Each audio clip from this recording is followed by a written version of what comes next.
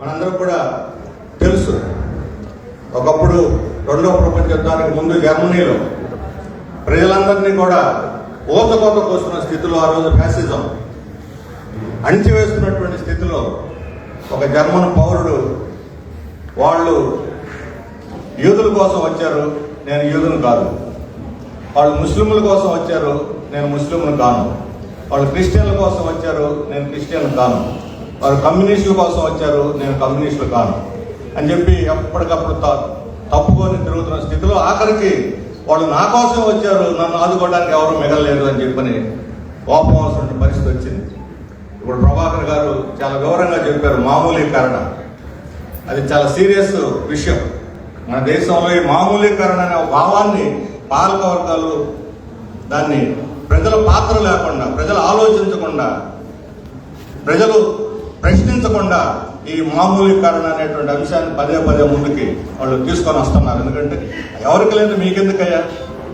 నేను మొన్న పశ్చిమ గోదావరి జిల్లాలో వెళ్ళాను. అక్కడ పేదవాళ్ళ గుడిసెల్ని 70 ఏళ్లుగా ఉంటున్నటువంటి వాళ్ళని బుల్డోజర్ పెట్టి తెల్లవారుజాను కూల్చి పారేశారు. ఆ పక్కనే ఉన్నటువంటి ధనవంతుల జోలికి పోలేదు. కళ్ళకు కనిపిస్తుంది, కొట్టొచ్చినట్టు కనిపిస్తూ ఉంది.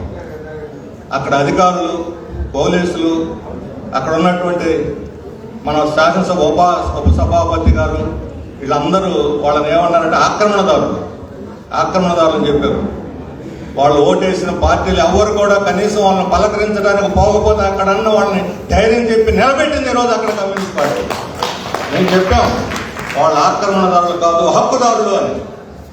ఈరోజు మోడీ, అమిత్ షా బెంగాల్ ఎన్నికల తర్వాత పదే పదే ఒక విషయాన్ని చెప్తా వస్తున్నారు. ఎన్నికల క్యాంపెయిన్లు కానీ, ఎన్నికలు అయిపోయిన తర్వాత కానీ ఇప్పుడు కూడా పదే పదే చొరబాటుదారులు. ఎవరు చొరబాటుదారులు? వాళ్ళు ముస్లింలు మాత్రమే కాదు, వాళ్ళ దృష్టిలో ముస్లింలు, క్రైస్తవులు, బౌద్ధులు, జైనులు, దళితులు, బీసీలు, మహిళలు ఎవరు బీజేపీని వ్యతిరేకిస్తారు అందరూ వాళ్ళ దృష్టిలో చొరబాటుదారులే.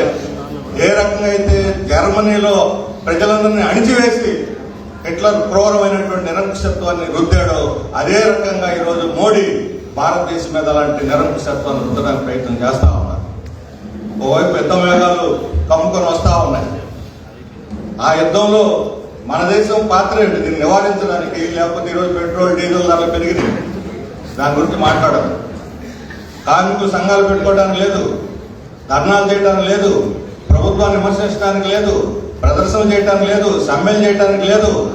వీటన్నిటిని కూడా నిషేధిస్తూ, అనధికారికంగా నిషేధిస్తూ పోలీసు యంత్రాంగం, ప్రభుత్వాలు చేస్తూ ఉన్నాయి. సోషల్ మీడియాలో విమర్శిస్తే వాళ్ళ మీద కేసులు పెడుతున్నారు. ఇందాక చెప్పారు చలసాని శ్రీనివాస్ గారు, రేపు పొద్దున పరకాల ప్రభాకర్ని అర్బన్ నక్సలైట్ అని చెప్పి లోపల పడేసినా మనం ఆశ్చర్యపోవాల్సిన అవసరం లేదని చెప్పారు. అంత దుర్మార్గంగా ఈరోజు ఎవరు ప్రశ్నిస్తే, ఎవరు న్యాయం మాట్లాడితే వాళ్ళందరి మీద కూడా నిరంకుశంగా రుద్దుతున్నటువంటి వాళ్ళు అణిచివేయడానికి ప్రయత్నిస్తున్నటువంటి ప్రయత్నం మనకి కనిపిస్తాం. ఈరోజు సర్రు చెప్పారు, అందరూ కూడా లక్షలాది మంది ఓటు హక్కు కోల్పోయారు సర్రు పేరుతో. ఈ సర్రు రేపు పొద్దున మన రాష్ట్రంలో కూడా రాబోతున్నది. మేమందరం కలిసి ఎన్నికల కమిషన్ అడిగాం. ఈ సర్వ చాలా వివాదాస్పదమైంది, ప్రజల హక్కులను హరిస్తున్నది, ఓట్లు లేకుండా చేస్తున్నది. ప్రజలకి, సామాన్య ప్రజల్ని, వాళ్ళు క్రైస్తవులు, ముస్లింలే కాదు, హిందువుల్లో కూడా మెజారిటీ ప్రజల్ని హక్కులు లేనటువంటి, పౌరసత్వం లేనటువంటి వాళ్ళకు మారుస్తుంది. ఇది పౌరసత్వాన్ని గురించి ప్రశ్నించేటువంటి హక్కు ఎన్నికల కమిషన్ లేదు. అందుకని మీరు అఖిలపక్ష సమావేశం వేసి ముందుకు పోవాలని చెప్పాం. కానీ పిలవలేదు అఖిలపక్ష సమావేశం. ఇప్పుడు ఏకంగా ప్రకటనలు చేసేస్తున్నారు. ఇప్పుడు వాళ్ళు చెబుతున్నది ఏమిటి? 2002 ఓటర్ లిస్టులు, అంటే ఉమ్మడి రాష్ట్రంలో మీరు హైదరాబాద్లో ఉండొచ్చు, లేకపోతే నల్గొండలో ఉండొచ్చు, వరంగల్లో ఉండొచ్చు, ఆ రోజు ఓట్లు ఉండొచ్చు, ఉండకపోవచ్చు.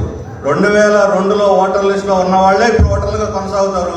మిగతా వాళ్ళందరూ మేము ఈ దేశ పౌరులమే, మాకు ఓటు ఇవ్వండి, మా తాత ముత్తాతలు ఇక్కడే ఉన్నారని నిరూపించుకుంటేనే మాకు ఓటు వస్తుంది అనేటువంటిది ఈరోజు ఆ నిబంధన, సర్ నిబంధన చెబుతున్నది. ఎంతమంది నిరూపించుకుంటారు? ఎంతమందికి బర్త్ సర్టిఫికేట్లు ఉన్నాయి? ఎంతమంది తాత ముత్తాతల అడ్రస్లు తెలుసు? ఎంతమందికి రికార్డులు ఉన్నాయి? 160 మంది కనీసం బర్త్ సర్టిఫికేట్ లేదు ఈ రాష్ట్రంలో. మరి అటువంటి పరిస్థితులు మనందరూ ఓటు హక్కు కావాలంటే పోయి అధికార పక్షం కాళ్ళు కొట్టుకోవాలా, లేదా అధికారులు కాళ్ళు కొట్టుకోవాలా? అంటే వాళ్ళ దయాదక్షిణాల మీద ఒక 7-8 ఏళ్ల క్రితం ఎన్నికల కమిషన్ దేశంలో ప్రతి ప్రాంతం పల్స్ పోలియలాగా పొలాల్లో ఉన్న బస్సుల్లో ఉన్న, రైల్వే స్టేషన్లో ఉన్న, ఎక్కడున్నా ప్రతి ఒక్కరికి ఓటిస్తామని పిలిచి మరీ ఓటించారు. హోటల్ సంఖ్య పెంచండి. ఈరోజు ఏమంటున్నారు? హోటల్ సంఖ్యను కుదించండి, తీసేయండి, వీళ్ళందరినీ పనికిరారని చెప్పి సొరబాటుదారులు అంటున్నారు. సొరబాటుదారులు పెడతారు. రేపు మన రాష్ట్రంలో కూడా మన అందరి యొక్క ఓటును హరించేటువంటి ప్రమాదం ఉన్నది.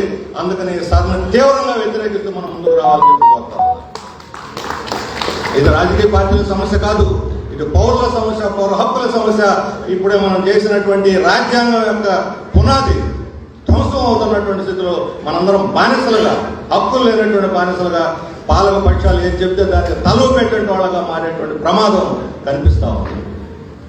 మొన్ననే సత్యసాయి జిల్లాలో చంద్రబాబు నాయుడు గారు ఒక ఆర్మ్స్ హబ్బు, డిఫెన్స్ హబ్బు ఏదో హబ్బు, మిలిటరీ ఇండస్ట్రియల్ కాంప్లెక్స్ అని పెట్టాడు. దాని పేరు ఏమిటి? Military industrial complex, MIC. ఆయనకి తెలిసి మాట్లాడా తెలియక మాట్లాడా నాకు తెలియదు. ఇది మనుషుల్ని మారణహోమం సృష్టించేటువంటి ఒక పారిశ్రామిక హక్కు.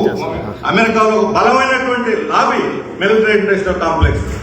సంవత్సర కాలంగా యుద్ధాలు జరుగుతున్నాయి. గాజాలో, ఇరాన్లో, వెనుజులాలో, ఎక్కడ పడితే రేపు క్యూబాలో ఎవరు పడితే అక్కడ పిల్లల్ని, మహిళల్ని, వృద్ధుల్ని తేడా లేకుండా అమానుషంగా కాల్చి చంపుతున్నటువంటి మిలిటరీ ఇండస్ట్రియల్ కాంప్లెక్స్ ఇది. వాళ్ళకి ఆయుధాలు అమ్ముడుకోవాలి. ఆయుధాలు అమ్ముడుకోవాలంటే యుద్ధాలు జరగాలి. ఆ యుద్ధాల్లో మసి అయిపోయే సామాన్య ప్రజలు, చిన్న పిల్లలు, మహిళలు. అలాంటి మిలిటరీ ఇండస్ట్రియల్ కాంప్లెక్స్ తెచ్చి మన రాష్ట్రంలో పెట్టి ఎవరిని ఉద్ధరించి తెలుసుకున్నారు? వాళ్ళు మారణహోమం సృష్టించి తెలుసుకున్నారా? మనుషులను చంపటమే మిలిటరీ ఇండస్ట్రియల్ కాంప్లెక్స్ లక్ష్యం. అందువల్లనే ఈరోజు అటువంటి వాటిని మనం సమర్థించాల్సిన అవసరం లేదు. పరిశ్రమలు కావాలి, ఉపాధి కావాలి, అభివృద్ధి కావాలి. ఈరోజు అభివృద్ధి అని అంటే అవినీతి పర్యాయ పదంగా మారిపోయింది. అభివృద్ధి అనేది మన చెవులో పూలు పెడుతున్నారు అభివృద్ధి అనేటువంటి పేరుతో. ఇది అవినీతికి అక్షరాల పర్యాయ పదంగా మారుతున్న స్థితిలో మన హక్కులు, మన భూమి, మన నీళ్లు, మన గాలి, మన సూర్యరశ్మి, మన అడవులు, మన మైనింగ్ సర్వస్వాన్ని కాపాడుకోవాల్సినటువంటి బాధ్యత పడింది. అందుకే నిరంకుశత్వం, అందుకే ప్రజల కులం, మతం పెట్టి చీలుస్తుంది, అందుకే రాజ్యాంగ వ్యవస్థను ధ్వంసం చేస్తున్నది, అందుకే మన హక్కులు లేకుండా చేస్తుంది. రేపు పొద్దున మన ఓటు వేయాలని మన దగ్గర రాకుండా ఉంటే మనల్ని బతిలాడుకోవాల్సిన అవసరం వాళ్ళకి ఉండదు. ఈ సంపదలన్నీ కూడా హరిస్తున్నా ఎవడో మాట్లాడిన పరిస్థితి వస్తుంది. ఓటేస్తే ఎంత, ఇవ్వకపోతే ఎంత, నీకు ఓటే లేదు, నువ్వు ఉంటే ఎంత, పోతే ఎంత అని చెప్పినటువంటి పరిస్థితి తీసుకురాదలుచుకున్నారు. అలాంటి ఒక నిరంకుశ ప్రమాదాన్ని నివారించడం కోసం ఈరోజు మనం అందరం కూడా కలిసికట్టుగా పోరాడాల్సిన అవసరం ఉంది. ఈరోజు లౌకిక రాజ్యాంగ పరిరక్షణ కమిటీ ఇది 2019 CAA ఉద్యమ సందర్భంలో ఆవిర్భవించింది. ఆ తర్వాత అనేక మార్పులు జరిగినాయి. ఆ రోజు దాన్ని పెద్ద బలమైనటువంటి ఉద్యమం రూపొంది దాన్ని తిప్పుకొట్టగలిగాం. ఇప్పుడు మరో రూపంలో, సర్వరూపంలో దాన్ని అమలు చేస్తున్నారు. కానీ ఆ రోజుకి ఈ రోజుకి అనేక మంది కొత్త వాళ్ళు ఉద్యమాలు వచ్చి చేరుతున్నారు రాజ్యాంగ పరిరక్షణ ఉద్యమంలో. అప్పుడున్న వాళ్ళు కొంతమంది ఇప్పుడు లేరు, అప్పుడున్న కొన్ని పార్టీలు ఇప్పుడు లేవు, ఇప్పుడు కొత్త పార్టీలు కొన్ని చేరుతున్నాయి. మారినటువంటి పరిస్థితుల్లో మరలా దీన్ని మనం పునర్నిర్మాణం చేసుకుని బలమైనటువంటి శక్తిగా కొత్త శక్తులు కలుపుకొని రాజ్యాంగ పరిరక్షణ కమిటీకి ఏర్పాటుకి చొరవ తీసుకోవాలని చెప్పి నేను లక్ష్మణరావు గారిని, జైలు విల్సన్ గారిని కోరుతా ఉన్నాం. దీని నిర్వహణలో ముఖ్యమైనటువంటి పాత్రధారులుగా ఉన్నారు. అలాగే రాబోయే 3 నెలల పాటు ఆగస్టు 15 లోపు అన్ని జిల్లాలలో మనం ఈ రకమైనటువంటి సదస్సులు పెట్టాలి. ఆగస్టు 15 నాటికి ప్రజలందరినీ కూడా మనం చైతన్యవంతం చేసుకొని ఆ రోజు ఒక జాతీయ పరిరక్షణ దినంగా మనం దీన్ని ఆగస్టు 15ని రాష్ట్ర వ్యాప్తంగా పాటించి ఆ తర్వాత ఈ రాజ్యాంగ పరిరక్షణ ఉద్యమాన్ని ఇంకా విశాలమైనటువంటి ఉద్యమంగా ముందుకు తీసుకుపోవడానికి వామపక్ష పార్టీలు కాదు, ముఖ్యంగా సంస్థలు మేము పూర్తి మద్దతునిస్తాం. మన పెద్దలు కోరుకున్నట్టు ఇంకా చురుకైనటువంటి క్రియాశీలమైనటువంటి పాత్రను మేము నిర్వహిస్తాం. ఆ రకంగా ముందుకు పోవడానికి ప్రజలందరూ కూడా మద్దతును ఇవ్వాల్సినటువంటి అవసరం ఉందని చెప్పి మీ అందరూ కూడా విజ్ఞప్తి చేస్తున్నాను. ఈరోజు రాష్ట్రంలో ఉన్నటువంటి పరిస్థితులు, తెలుగుదేశం కూటమి ప్రభుత్వం, అందులో భాగస్వామిగా బీజేపీ ఉన్నది. బీజేపీ భాగస్వామిగా ఉన్న ఇంతకు ముందు కూడా ఉన్నది, అప్పటికిప్పుడు మార్పు ఉన్నది. ఆ రోజు చంద్రబాబు నాయుడు గారు సంస్కరణ పేరు, అభివృద్ధి పేరు మాత్రమే చెప్పి అదే తన ఎజెండాగా తీసుకొచ్చారు.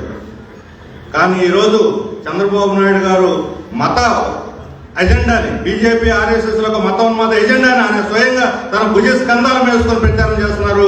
ఇది ఈరోజు పెరిగినటువంటి ప్రమాదం. తెలుగుదేశం వాళ్ళ కొమ్ము కాస్తుంది, జనసేన వాళ్ళ కొమ్ము కాస్తుంది, వైఎస్ఆర్ కాంగ్రెస్ పార్టీ కొమ్ము కాస్తుంది. అందుకని ఇప్పుడు ఈ వేదిక మీద అధికార ప్రధాన ప్రతిపక్ష సభ్యులు ఎవరు లేరు.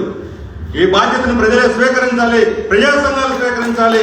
ఆ రకమైన పట్ల మాధ్యమంగా దీన్ని ముందుకు తీసుకుపోతే ఆ పార్టీలో ఉన్నటువంటి వాళ్ళు కూడా కదిలి దీనికి మద్దతు ఇవ్వాల్సిన పరిస్థితి వస్తుంది.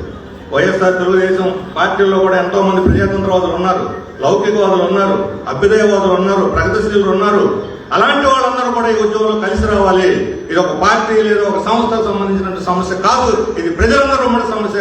అందరూ ఏకోన్ముఖంగా కదిలి ఈ రాజ్యాంగాన్ని, లౌకిక వాదాన్ని, వ్యవస్థను కాపాడుకోవడానికి ముందుకు రావాలని సదస్సు విజ్ఞప్తి చేస్తూ నాకు ఈ అవకాశం ఇచ్చినటువంటి ఆర్గనైజర్లకు ధన్యవాదాలు తెలియజేస్తూ నేను సెలవు తీసుకున్నాను.